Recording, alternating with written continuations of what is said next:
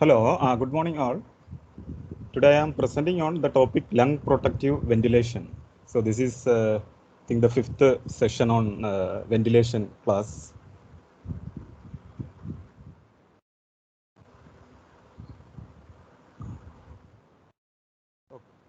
So lung protective ventilation, the concept was started almost 50 years back regarding ventilator-induced lung injury, and over time they have developed different methods to reduce the ventilator-induced lung injury. For a neonatologist, knowing the ventilator-induced lung injury is very important, as BPD of preterm is one of the contributors for BPD is still the ventilator-induced lung injury. Even though most of the units have now on non-invasive ventilation, still there is a component of ventilator-induced lung injury in extreme preterm babies who are going to develop BPD. So in the next 45 minutes, I will be telling about the basic concepts, little bit on alveolar dynamics, alveolar interdependence, and some concepts like baby lung concept, a little bit of history on ventilator-induced lung injury, talking from starting from barotrauma to the recent biotrauma, and we'll touch upon few of the experimental and animal studies, and then we'll go to the proper topic, methods to reduce ventilation-induced lung injury. I will be telling in the order: open lung approach, the newer modes like volume guarantee and high frequency, then permissive hypercapnia, and some non-ventilatory adjuvants.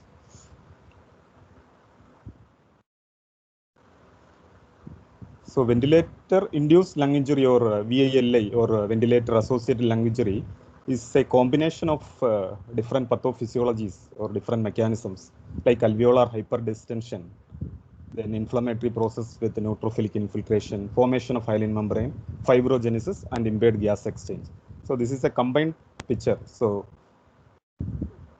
as we are giving volume, pressure, flow, everything. So initially it was thought that it was due to barotrauma, and it was labeled as ventilator associated or ventilator induced pulmonary edema.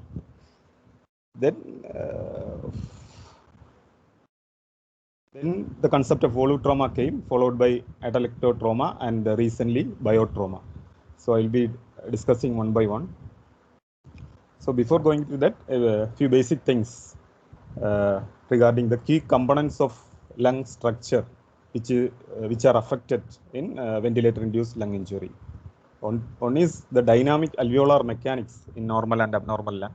Second thing is pulmonary surfactant, that I am now going to touch on pulmonary surfactant.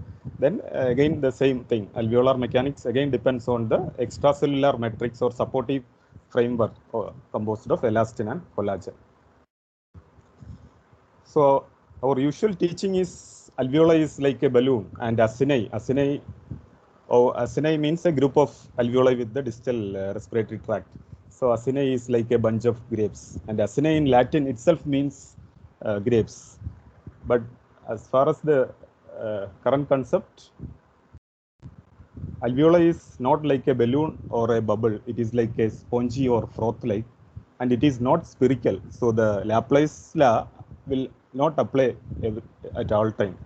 So alveoli are prismatic or polygonal in shape, and they do not readily collapse into one another because of they are suspended in a matrix of connective tissue of collagen and elastin, and they share a common perforated walls, so there is no pressure difference across them.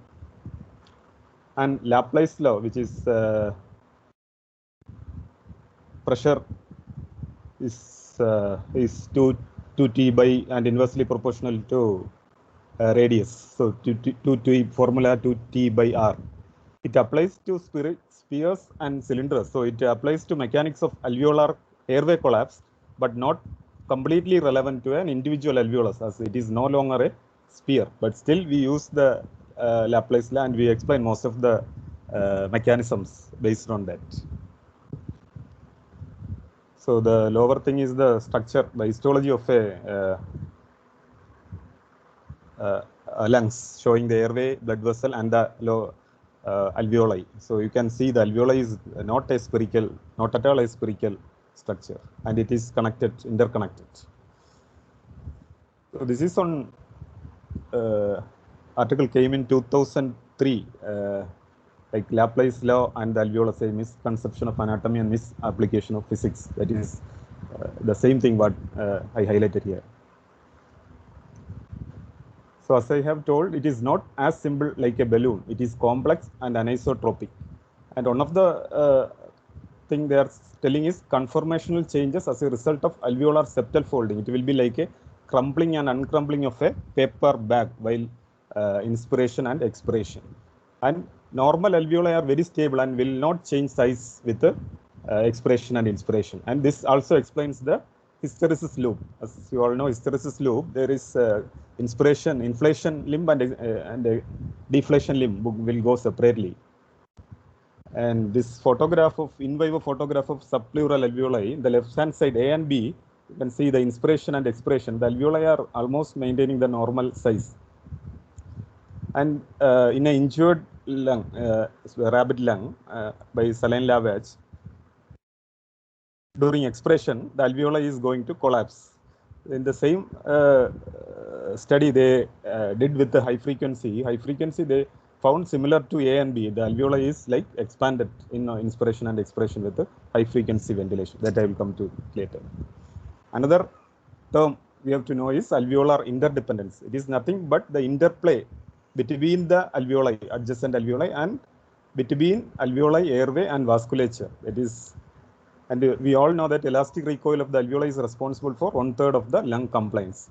As they are interconnected, so any alveolus, if they are having a tendency to collapse, it will be supported by the adjoining alveoli and the extracellular matrix or the connective tissue. And this is known as alveolar interdependence. So in ventilator-induced lung injury, what will happen is there will be loss of normal dynamics, normal alveolar dynamics, and loss of normal alveolar interdependence.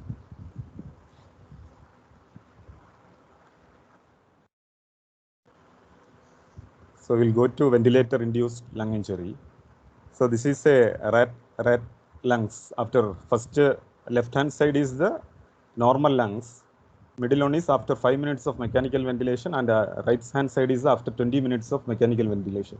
It is evident that there is lungs are enlarged, edematous, congestive from the, and there the edema fluid fills the tracheal. This is same from Dreyfus et al., who has proved that volutrauma is more than barotrauma. Okay. Little bit on the history of ventilator-induced lung injury. Almost 3 years after the first description of ARDS in adults, in 1970, the first theoretical model was proposed, which proposed the ventilator-induced lung injury. That was in 1970. So almost 50 years now. Still we are finding measures to tackle the ventilator-induced lung injury. After 4 years, they demonstrated in animal lungs, the barotrauma. Mechanical ventilation could generate lung lesion in intact animals.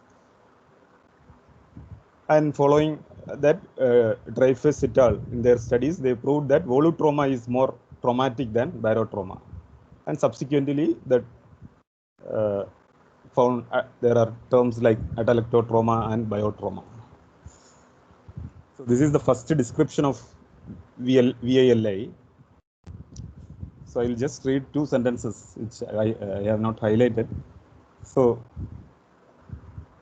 in non-uniformly expanded lungs, that means a heterogeneous lung condition, the effective descending pressure differs from transpulmonary pressure, and the principal function of mechanical or alveolar interdependence would appear to support uniform expansion of air spaces.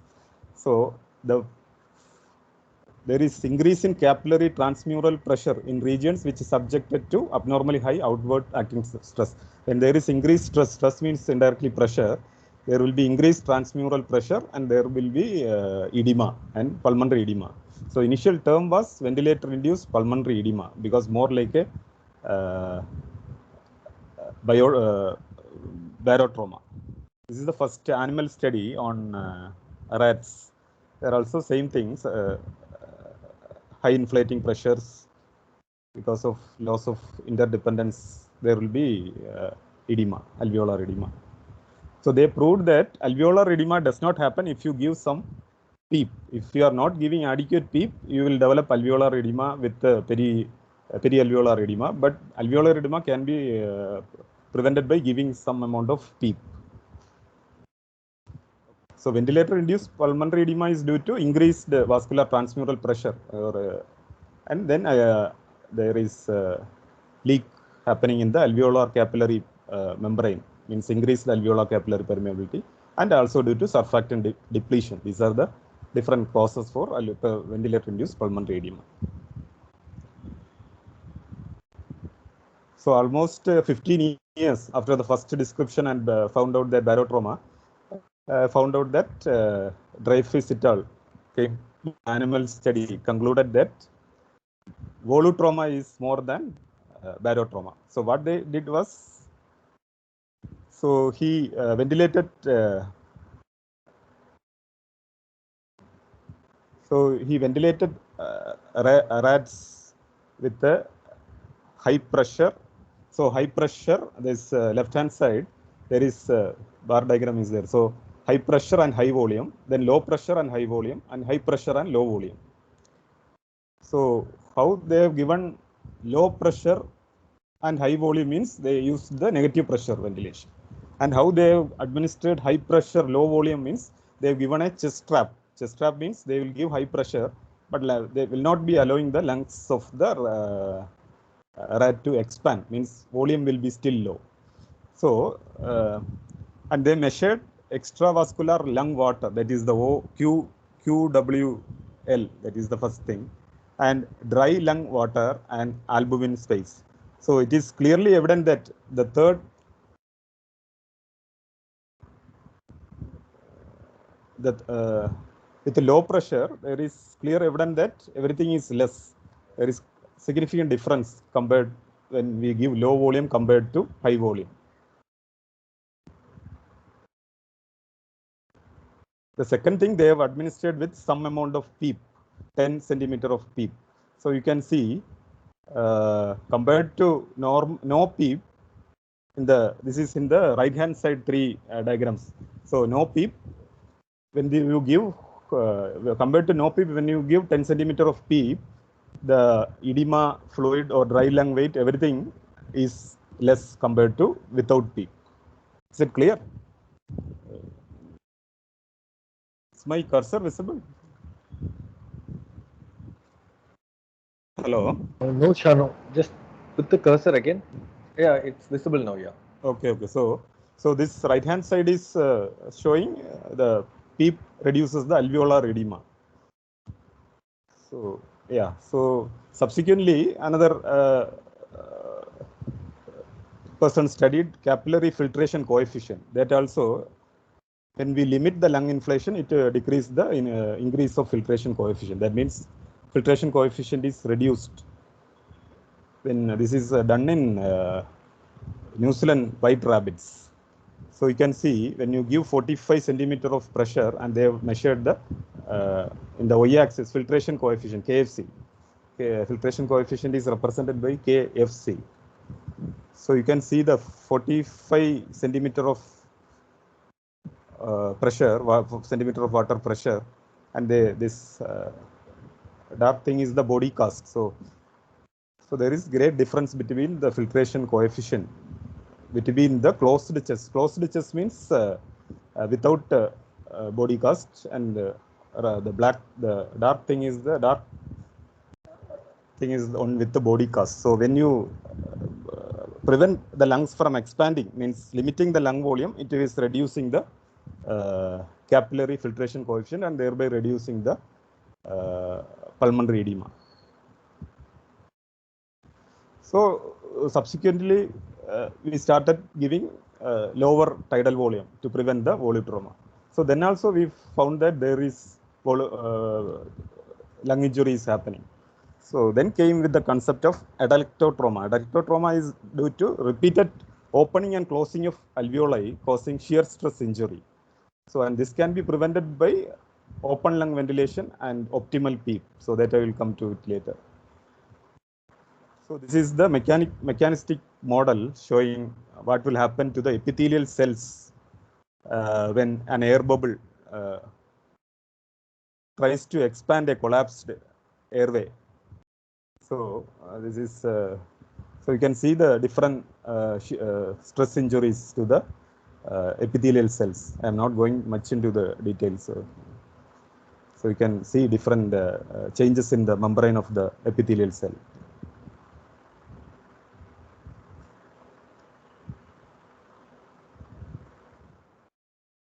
So then the most recent concept is biotrauma. Biotrauma means the ventilation causing release of pro-inflammatory mediators. This can be due to stress failure, means damage to the plasma membrane, or due to the damage to endothelial and epithelial barriers, causing loss of compartmentalization and accumulation of leukocytes in the lungs.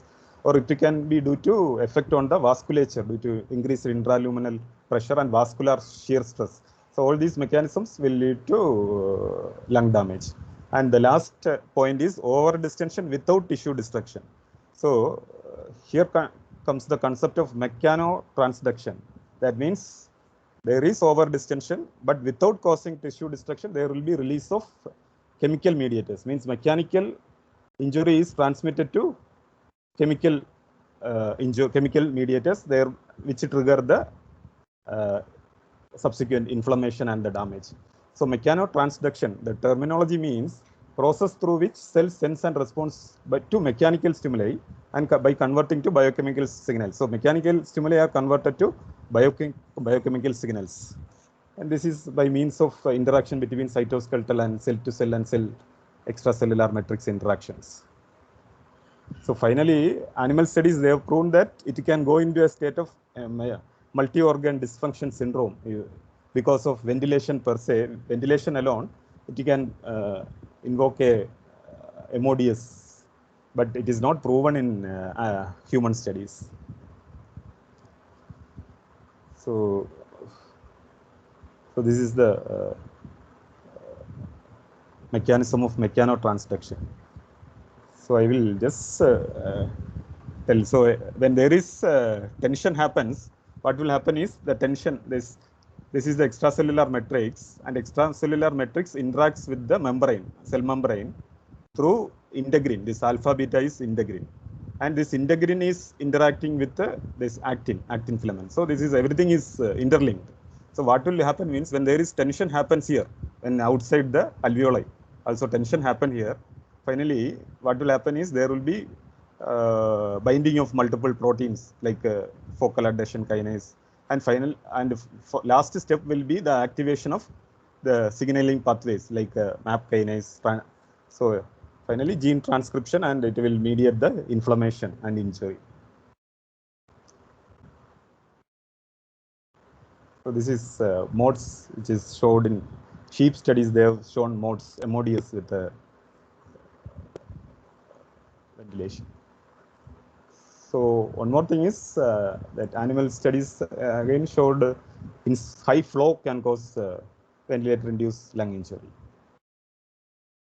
So there is high flow, increased lung injury in preterm lambs with upregulation of acute early response genes and increased histological lung injury. So I am skipping this slide. So there are two concepts, baby lung concept, that is in ARDS. So ARDS, similarly, RDS is more or less similar to an adult or childhood ARDS, somewhat in the. So in ARDS, what will happen means they have shown that the normal lung tissue, the ventilatable lung tissue, will be around 405 grams, will be equivalent to a 6-year-old healthy child. So that much lung only will be available for a severe ARDS child. So severe ARDS adult. So it will be a non-homogeneous pathology, and the baby lung is a functional concept, and it will be the aerated ventral region with a good compliance. So if they are if in the lying down means lying in a supine position, the more inflated will be the airway or alveoli in the ventral aspect. So this one. So no opening pressure is not at all required. So the most bad lung will be in the dorsal aspect. So this is a functional concept, not the anatomical concept. So depends on position, it can change. It means this is a functional explanation.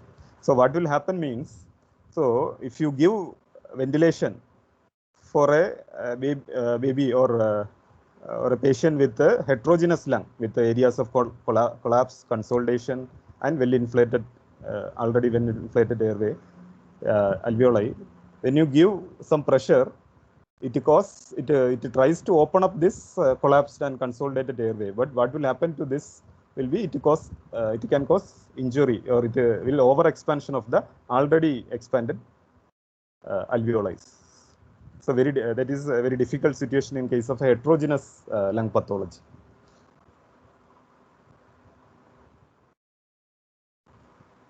So another concept is poor gets poorer hypothesis. So that is so this starts with a small isolated region and it will expand. So how this happens is, so it begins in isolated lung regions manifesting a POOR, permeability originated obstruction response, in which alveolar leak leads to surfactant dysfunction and increased local tissue stresses. So, this one. So you can see this is the normal lung. So it is a normal alveoli, normal lung with a normal alveoli. So what is this is the affected lung tissue or alveoli which are collapsed. So what will happen means when the ventilation happens, or when we give positive pressure ventilation, whatever is there, so this adjacent alveoli, they tend to overexpand because they will be over ventilated.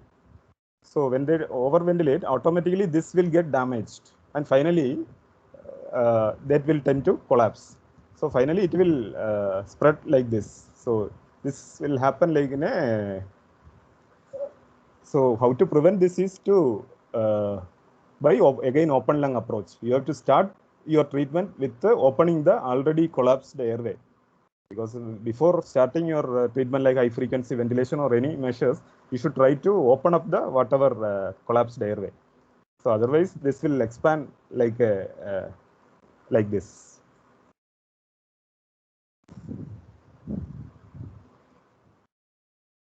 So I will go to lung protective strategies. So lung protective ventilation is a multimodal approach aimed to prevent the occurrence of VALI. So it includes recruitment maneuvers to open up the already closed airways. And then we will give the optimal PEEP to keep the airways and alveoli open. That is to keep the PEEP in the expiratory limb of PV loop. And when you are try to ventilate with a small tidal volume to avoid over distending alveoli and shear stress injury. It is like a volutrauma. And then I will be talking about the new ventilator modes with a better patients, with a better synchrony and lung protective ventilation. So this is open lung approach. So this is the representation of the pressure volume loop or hysteresis loop. So left x-axis is pressure and y-axis is volume. So when you increase the pressure, tidal volume will increase. So at a particular point, you can see the slope is becoming better. So this is called lower inflection point. And after a particular pressure, then it will not, the volume will not be increasing like the previous. So this is the upper inflection point. So we have to keep the airway or alveoli open in this area. If you go this aspect, it can cause volutrauma. This can lung injury or hyperexpansion injury, and this can cause atelectasis. So you can see this area, the alveoli are open in expiration and expiration. So you can hear when you give unnecessarily high pressures, there is overexpansion, and you are not adequately ventilating, or you are not giving an optimal PEEP, the alveoli are collapsed.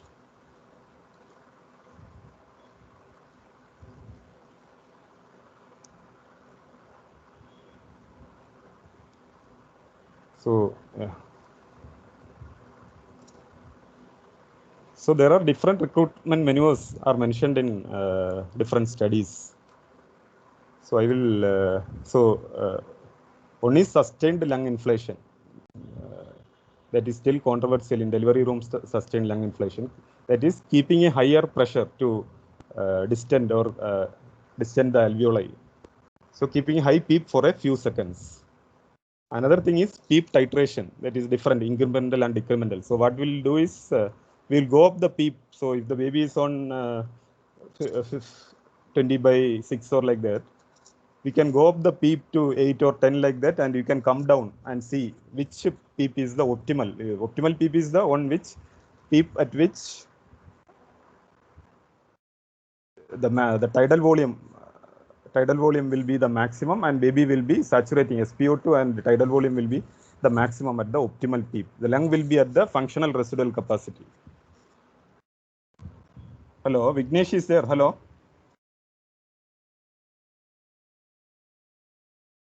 Hello. Yes, sir. Yes, sir. Yes, sir. Yes, sir. What is functional residual capacity? Amount of air left in lungs after maximal expiration. Sir. Maximum expiration. Huh? End of expiration. Yeah, so end of expiration. So we have to keep the airway open. Lung should be at the FRC, functional residual capacity.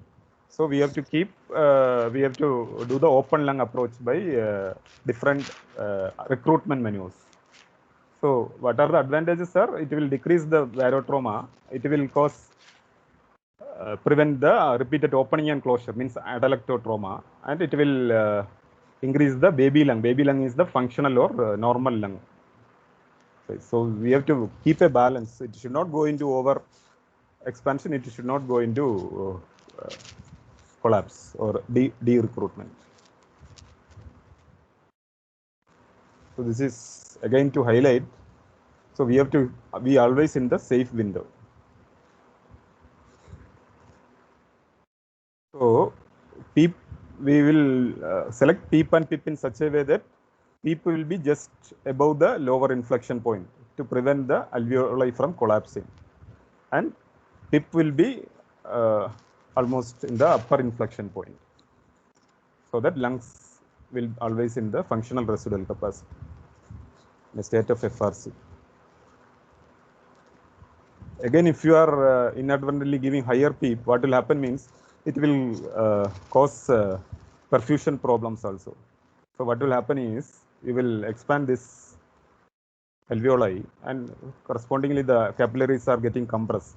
So more ventilation perfusion mismatch will happen. So here it is better ventilating but not perfusing. Here it is well perfusing but not ventilating. So that is the another issue with an inadequate PEEP. So this is a recent Cochrane 2021 March. So they have only 3 studies are there.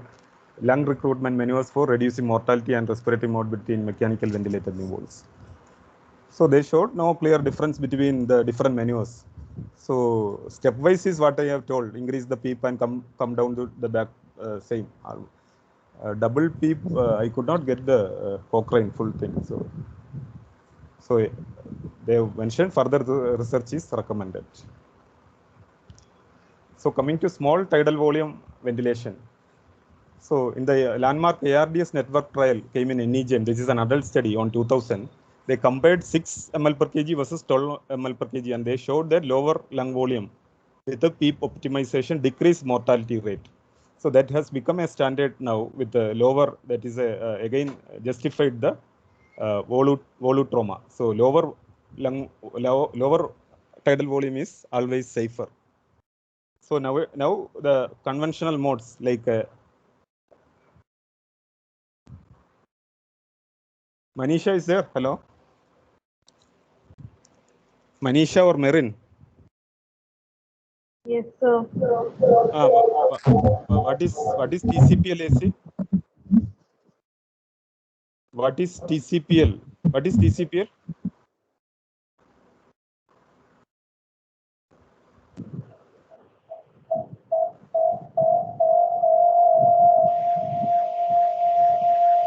Anybody, PGs, anybody, what is TCPL?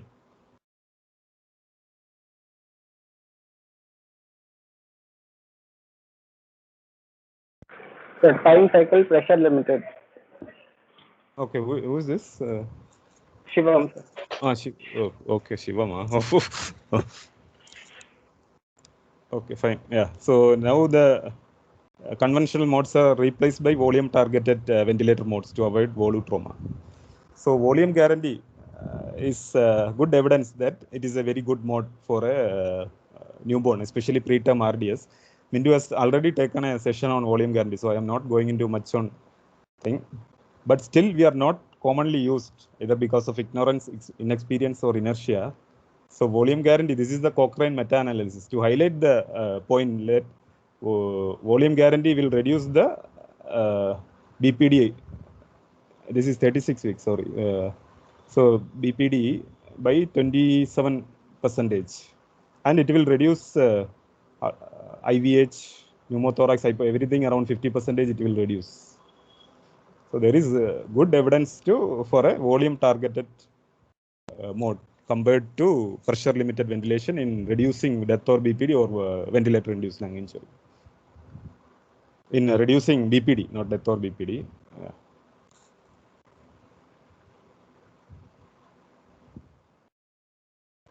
So there are quite a number of newer modes. Anyway, I am not going to tell. I will just mention the modes which are relevant as far as lung protective ventilation is concerned. So one is high frequency. So it can be divided into three. So one is volume targeted ventilation modes. So volume targeted ventilation modes include VG, volume guarantee, PRVC, pressure regulated volume control. It is more or less same like a VG, minimal difference.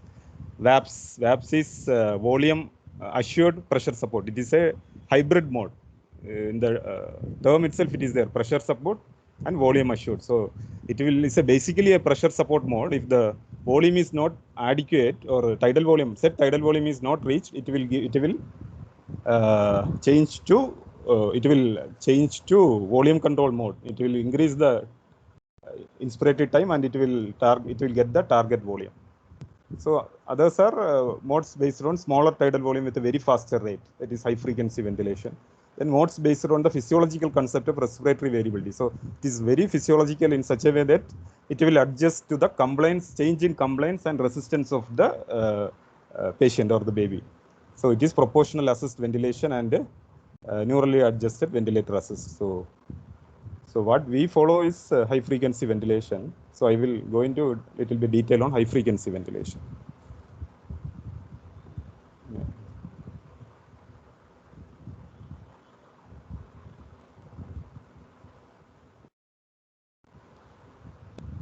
So theoretically, it is a more promising ventilatory mode to prevent VLI as it addresses both atelectotrauma, volu trauma, and oxygen toxicity.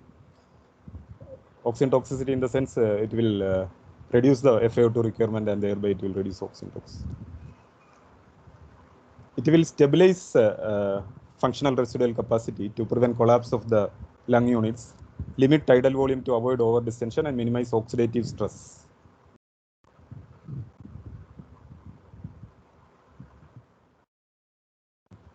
So Cochrane 2015 review on high frequency ventilation versus conventional ventilation.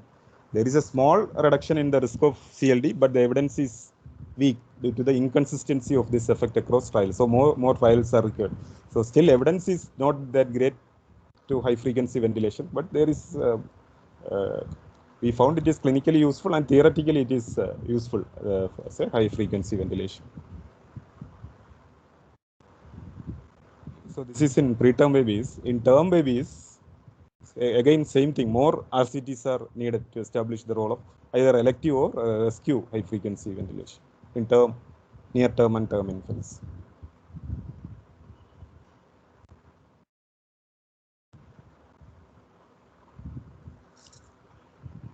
Can hello, any of the PGs?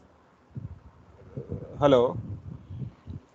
Can you tell which lung protective strategy we are discussing next? Hello, am I audible? Permissive hypercapnia. Yes, sir. Clear. Okay, Shabir, correct, permissive hypercapnia. So we are anyway we are going to finish in another few slides. So permissive hypercapnia initially thought as a tolerated side effect. This it is happening because when we give a lower volume, so when we give lower tidal volume and lower minute ventilation, PCO2 tends to rise. So we accept that PCO2. So initially it was like we tolerated that high PCO2, assuming it is still we assume that it is a it is a side effect. Still we tolerated that side effect initially. Now it has its own role as a lung protective strategy, independent of the tidal volume or minute ventilation. So how permissive hypercapnia acts? This will be a short note for DM. So just keep attentive to this thing. So it will has physiological effects on three components: gas exchange, cardiac output, and respiratory drive. So one thing is it eliminates the carbon dioxide. It helps in carbon dioxide elimination. It improves ventilation perfusion mismatch by reducing inflammation or also by hypoxic pulmonary vasoconstriction. And second thing, and another thing is it will improve the delivery of oxygen to the tissues. So through Bohr effect. What is Bohr effect?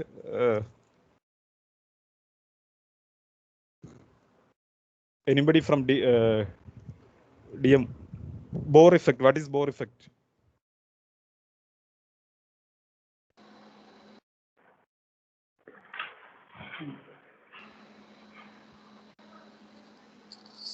Bohr and Haldane effect. What is Bohr effect? What is Haldane effect? So just tell what is Bohr effect. I have written here just.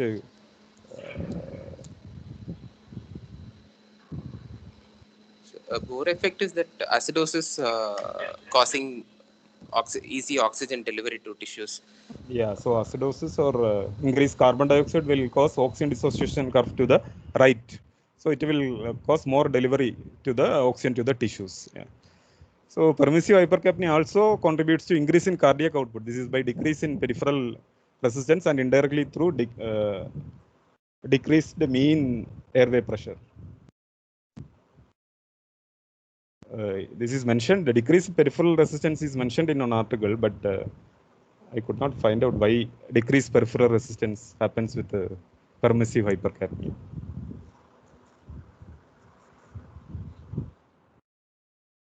So what is the difference between therapeutic hypercapnia and permissive hypercapnia?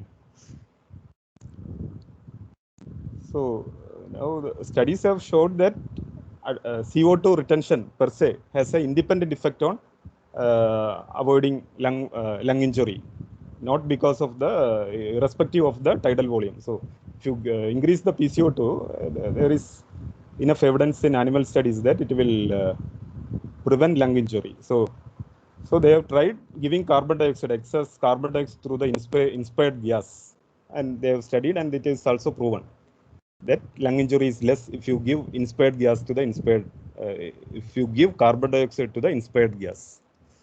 So therapeutic hypercapnia actually includes both, like intentionally we are giving carbon dioxide through inspired gas and also by lowering the minute ventilation. But permissive hypercapnia, which is highlighted, it is due to carbon dioxide retention following a lowering of minute ventilation. So this permissive hypercapnia means only due to the carbon dioxide retention following a lowering of minute ventilation.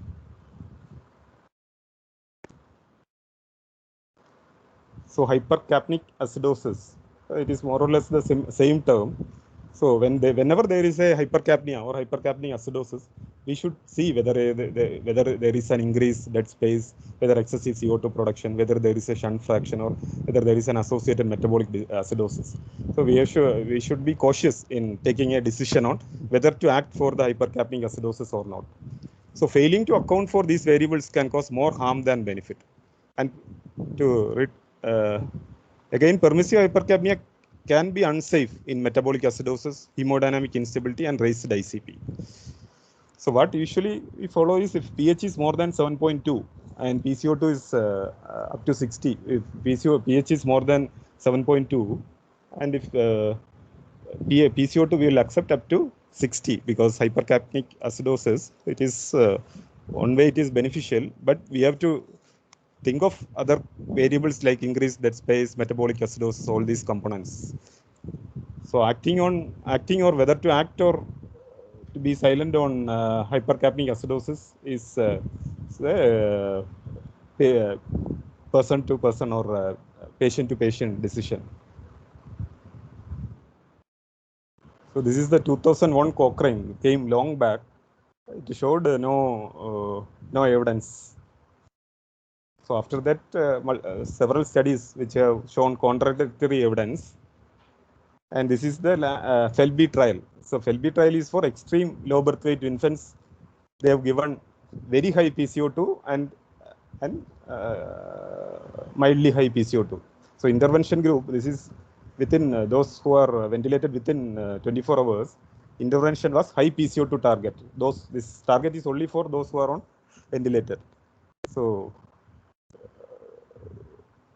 first 3 days 55 to 65 PCO2, 55 to 65 millimeter, and then 60 to 70 in the next 3 days, and next 65 to 75, very high. This is mildly high, 40 to 50, 45 to 55, 50 to 60. And the outcome was death or moderate to severe BPD. So results showed that there is no difference in IVH or primary outcome. But there was a significant increase in NEC in the high target group. So anyway, nobody will be using this much high, but still we can use a PCO2 of up to 60 in extremely low birth weight babies. And follow-up study didn't show any neurodevelopmental difference in neurodevelopmental outcomes between the two groups. And they felt very difficult to keep a target of very high PCO2 in this study. So baby will be breathing and we will be ventilating with whatever is required. To keep a very high target of PCO2 in a ICU setting will be very difficult.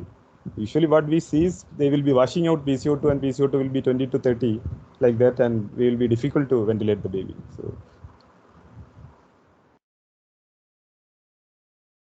So these are some of the non-invasive techniques like Insure, then early delivery room CPAP, LISA, MIST, and the recent one is synchronized non-invasive positive pressure ventilation and nasal high frequency ventilation. And some of the adjuvants like nitric oxide and caffeine, and keeping the oxygen targets around 91 to 95. So this line is very important. Routine monitoring with a manual FiO2 control in oxygen needing babies, preterm babies. They have found that almost 1/2 of the time only we are able to keep in the normal target, 46%. Almost it is 1/3 of the time we will be in high target, and 1/5 to 1/6 of the time we will be below target. So half of the time only we will be keeping the target FiO2. Either it will be half of the time it will be either above or below the FiO2 targets. So that is one thing which will again contribute to biotrauma or oxidative stress mediated injury. So this is caffeine and nitric oxide. Caffeine there is enough evidence that it has a lower incidence of BPD. Indirectly, it is a lung injury it will prevent.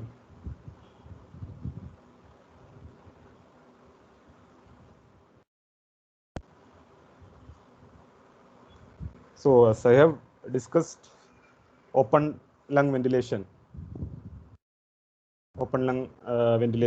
recruitment maneuvers, low volume ventilation, and newer modes. So which mode or method to follow from lung protection in a neonate? So not the specific mode of ventilation or the specific ventilator use, but rather a matching of a ventilator strategy to the patient's underlying physiology. So it should be an individualized approach, and one size doesn't fit all. So it was interesting that this lung injury in the neonate develops rapidly and can begin right from the first birth in the delivery room, where we often ignore the tidal volume and the end expiratory pressure we use to support gas exchange. So it can right from 0 seconds of life, when the baby gets resuscitation, in our adrenaline-driven desire to save life, we can easily deliver very large tidal volumes while applying no PEEP. So this is a usual scenario in a tensed state and in a situation like that. We usually tend to give rapid breathing, high pressures. All these things are different ways to create the lung injury.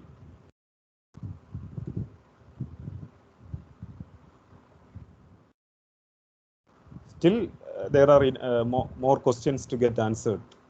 So which high frequency ventilation is better, piston oscillator or flow interrupter? What are the long-term pulmonary and neurological outcomes? Which is the ideal recruitment maneuver? Which recruitment maneuver? And how the duration of ventilation, how VALA depends on the duration of ventilation. And most of the sick babies on ventilator, after some time, we will suspect sepsis, and after some time, they will develop MODS in a sick baby. So how much the MODS part is contributed by our ventilator-induced lung injury? All these are still controversial topics which need discussion or further evidences.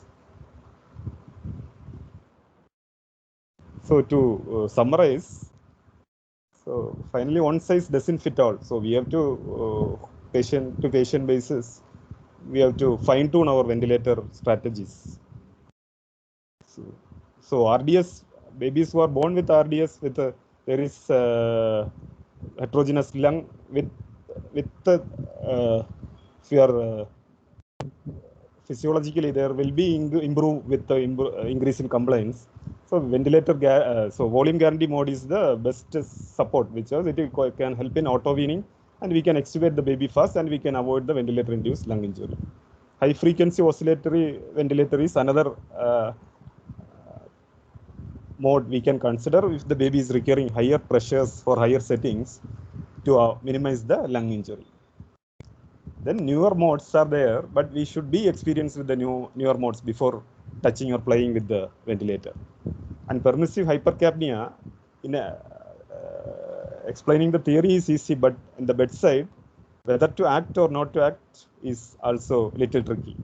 So finally, we have to individualize the lung protective strategies. These are my limited references. Thank you.